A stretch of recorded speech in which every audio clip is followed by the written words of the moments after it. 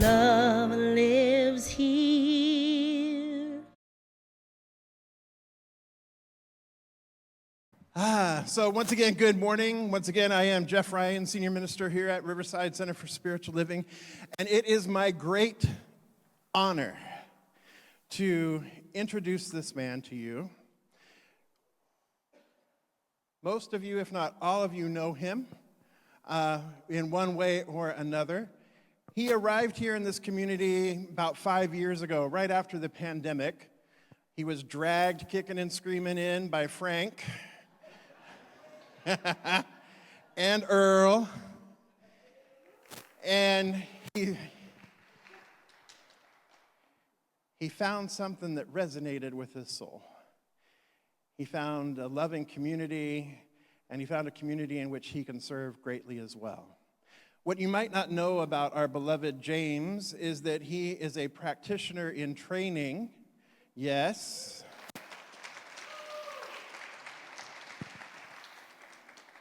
And dare I say, he's heard a higher call, but I'll let him talk about that.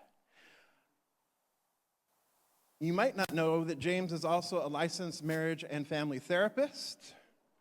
He graduated from Xavier in New Orleans. Yep, there you go.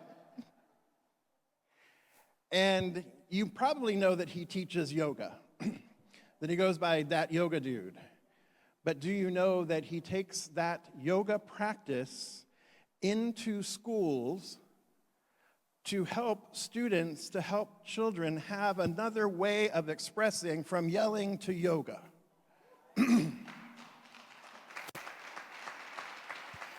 He does that here in the Inland Valleys and the Inland Empire, and starting to expand across the country to New Orleans as well. Right? I know. He is impressive, he is funny, he is loving, he is the kindest, has the biggest heart, and I am so honored that he is joining us today and sharing his message with you today. Love Beyond Lines. Here is James Woods, practitioner in training.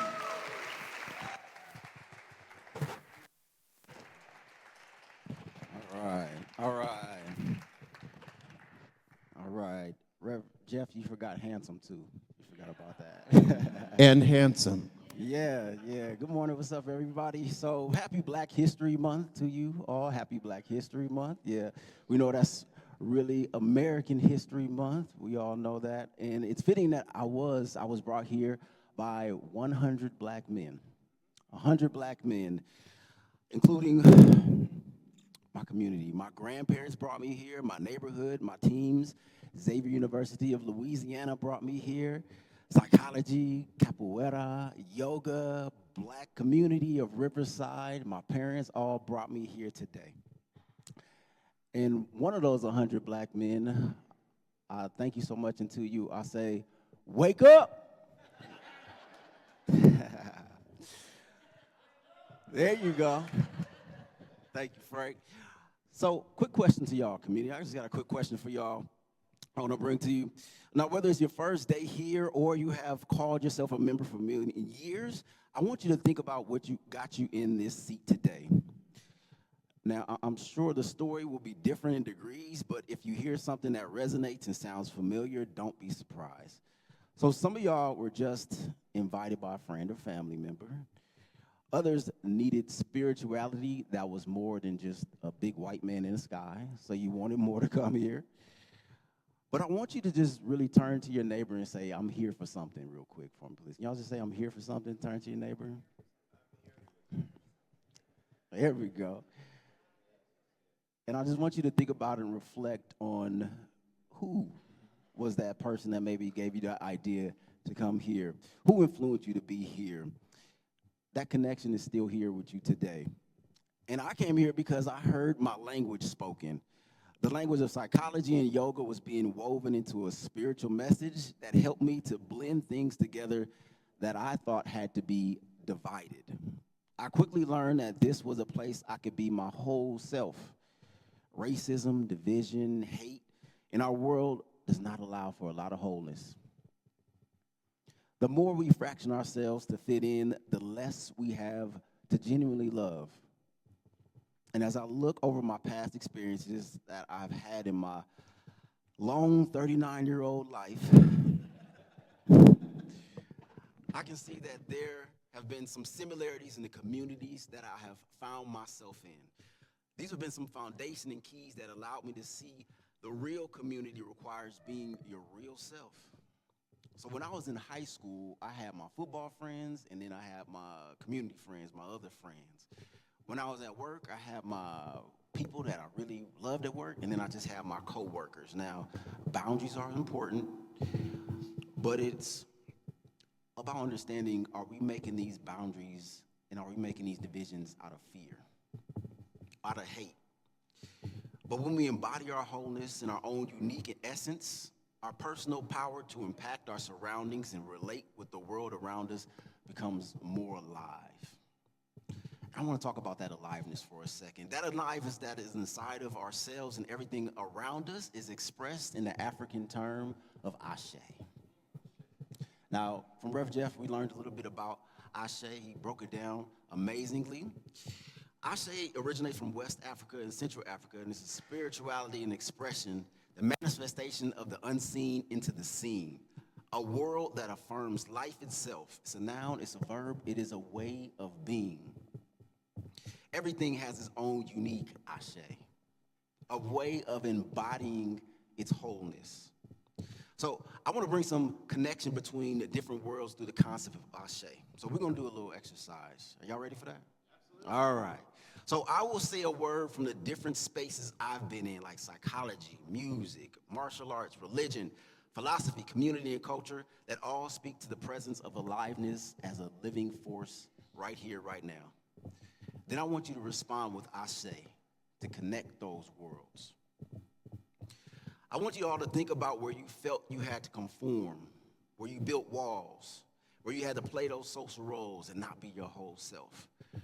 Our spirit becomes more beautiful and impactful when we are able to embody our full essence and step into the responsibility of who we truly are.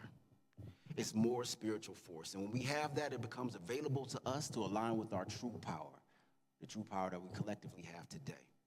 So I'm going to say a word, and I just want you to follow it with Ashe. All right, y'all ready? Self-awareness, consciousness, libido, vital force, life power, nature, energy, chi, prana, Holy Spirit, amen, funk, for show, damn right, and so it is. Yes, yes, yes. When we create that energy, that flow, that Ashe in a room, it helps us to connect. And I feel it in here now. Now, some of the way that spirit divine energy moves through our lives is by bringing us together with aligned souls, souls that connect, and not more than just maybe political views or family relationships, but a deeper connecting. That Ashe. And even during traumatic or tragic times, that connection builds. So I have my brothers in here from Xavier University of Louisiana. Right? There you go. Ex-Unit House. Yeah. And for real, they are really part of the reason I'm here today. So I graduated way back in 2008. And we still connect every Wednesday on a 5 a.m. call. Well, not every Wednesday, because some of y'all don't be waking up on the 5 a.m. call, but it's all right. I love y'all anyway. So this call helps us to become whole and moving towards maturity, addressing life collectively, together. So we get up in the morning and we collect that Ashe as one, that energy, that focus. Our personal Ashe is made stronger through the connections we have with each other and leaning into our interdependence as I am because we are. It's a group of black men in our 30s and 40s coming together to talk about what love is like, what peace is like, the experiences that we don't share a lot. That is a sacred space. I am because of that group and who we are. Before we got into that 5 a.m. call, we got brought together by a supernatural force. This force brought us together early in our lives as we were in New Orleans during Hurricane Katrina in 2005. Me coming from California and them from the South, we had differences, but we quickly became a community as we were forced to evacuate. We shared resources, knowledge, encouragement, shelter, hope, and love. Alone, thousands of miles away from home, there was no way I could survive without my brothers. Fortunately, I was also able to go to another school at HBCU called Morehouse in Atlanta, where they took us in for free. They also brought us into a trip to South Carolina, where we were able to visit the Gullah Geechee people. The Geechee people are from a lineage of enslaved Africans who were able to preserve much of their West and Central African heritage due to the geographic isolation from the other parts of the South, and in particular labor they were forced to do. So these people were able to retain a lot of their African heritage, opposed to a lot of enslaved people from Africa who we had forced and beaten and lost a lot of our tradition.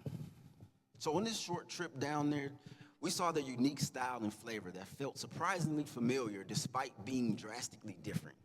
These people were able to endure the horrendous conditions of American chattel slavery while retaining their African identity, their spirituality, and their love. It was here that I learned Ubuntu. Ubuntu is the South African-centered ideology of interconnectedness. Y'all say Ubuntu. Ubuntu, all right, yeah. Good. Y'all sound better than me when I first said it. Ubuntu is, if you want to go fast, you go alone. But if you want to go far, you go together. Ubuntu is, it takes a village to raise a child. Ubuntu is, somebody is always watching you. Ubuntu is, I am because we are. Ubuntu is remembering to turn your cell phones off. It is almost the antithesis of the rugged individualism, the pull yourself up by your bootstraps, if you're lucky enough to get bootstraps. It is the antithesis of the self-made who forgets about their whole entire self. It is the antithesis of I got mine, you got yours. It is the identity of us. Individualism has become the major mindset in today's world, but my grandparents knew Ubuntu. They knew about block parties. They knew about collectivism. They knew that after their great migration that they made all the way from America's South to the West Coast, that they needed each other. They needed community. They understood that it was more than just the people who looked like you, but it was about the safety, the care, and the love. They knew that your neighbor was your neighbor, and your neighbor was your watchman. Your neighbor was your news feed before it was social media. Your neighbor was the person who was responsible for your life as much as their own. Ubuntu is a practice and understanding of interdependence. Ubuntu is a sense of belonging where we create and sustain each other. For your growth and development is my own. Nelson Mandela, the great President Nelson Mandela said, Ubuntu does not mean people should not address themselves.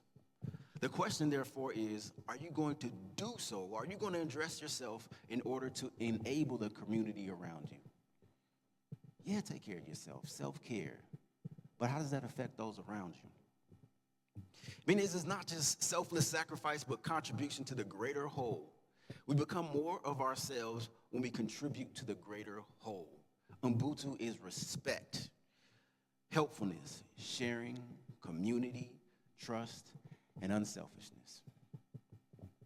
Ubuntu is, I'm willing to love you because I love me. Your well-being is interwoven into my own. Contrary to what we have been taught, we are all connected, and we grow through our connections, not despite them. Love is Ubuntu. Love goes beyond the lines of differences and brings us together. For growth, for survival, for the expansion of ideas, life, and ashe. I see that love is needed more than ever.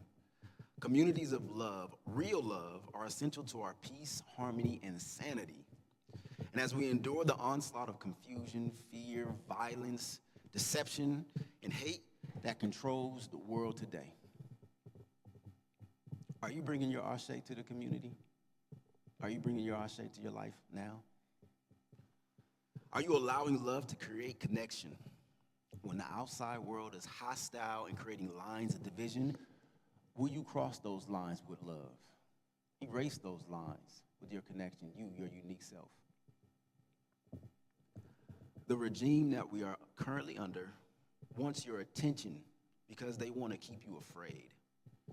The community you are needs your love because that's what we know you really are. What in your life do you do alone that would be better together? I want you to look at the places in your life that you could create community and more interdependence. What are the places in your life you can add more love, more people, more connection? So let's try not to sacrifice connection for convenience. Let's choose community over competition. Let's not get sucked into the trap of scarcity, which can lead us to loneliness and break the linkages of love and our own true spiritual selves. It's great to reshare a post on Facebook and have our individual spiritual practices, but true growth in life comes through connection, community, and Ubuntu. As a practitioner in training, I can spend all my time reading the books, doing my meditation, journaling, chanting, meditating, doing everything. But if I'm not bringing it to community, if I'm not showing up with love, what am I really doing? Where's the real impact? It's important for us to step into our Ashe, to step into our care, to step into our power. And as we step into it, sharing it, create even more communities of love, of peace, of hope. The information that you have is great, but bring it off your phone and bring it into your heart. Bring it into the world around you. So let's practice some Ubuntu. Let's practice staying connected. Let's practice lifting each other up. I came to this center, this spiritual center, really lost, really needing to find something that was going to help me to navigate what it is to become a man, become an adult, becoming a person. And as I came time and time again, I found that more than the workshops, the classes and stuff, it was the people. Just like those people I found in New Orleans, the people I found in Riverside, the people I found at home, the people that was always there. So I hope whatever words connect with you and whatever your Ashe is for the day, that you take it and you continue to build community with. So I want to close this out once again with a round of Ashe. I'm going to say Ashe, and please join in with your own Ashe. You can do it with your eyes closed and then just envision whatever it is for you that creates Ashe, your practice, your community, your connections. So we're going to close this out with 3 rounds of Ashe. Ashe. Ashe. Ashe. My name is James Woods, a.k.a. That Yoga Dude. And as always, feel free, y'all. Namaste and Ashe. Thank you so much.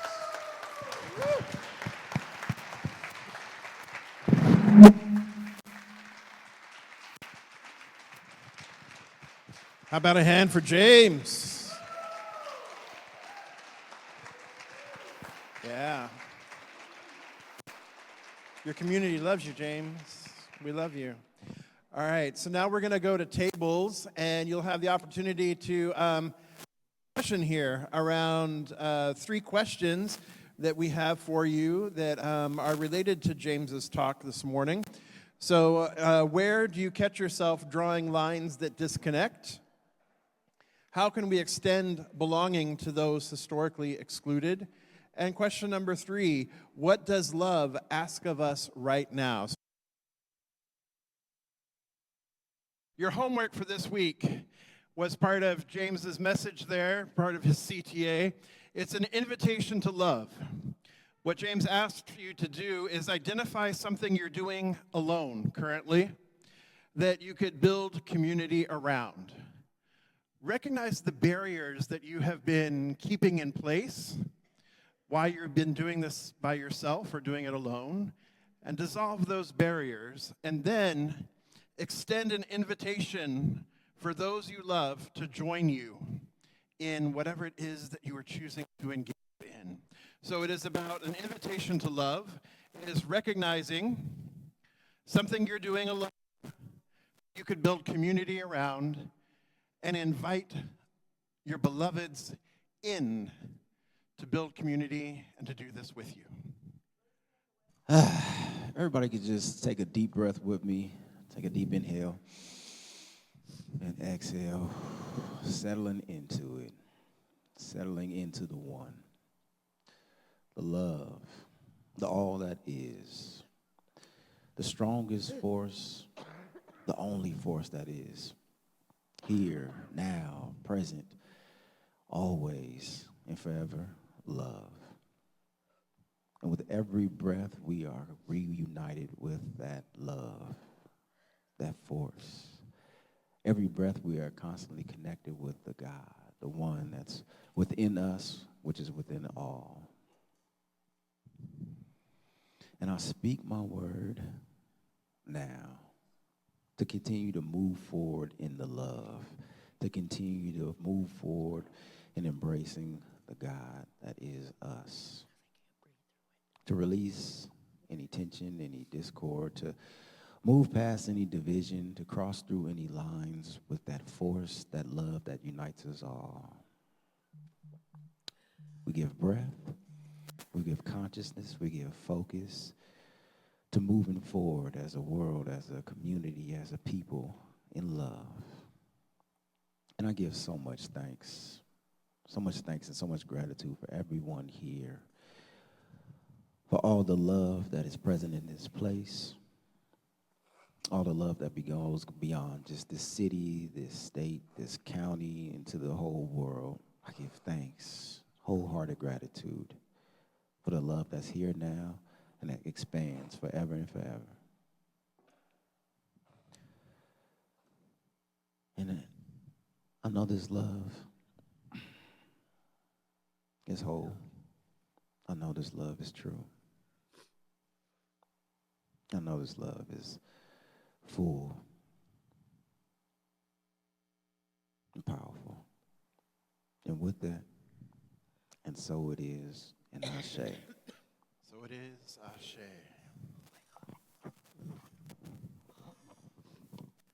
So I want to thank James. Another big hand for James.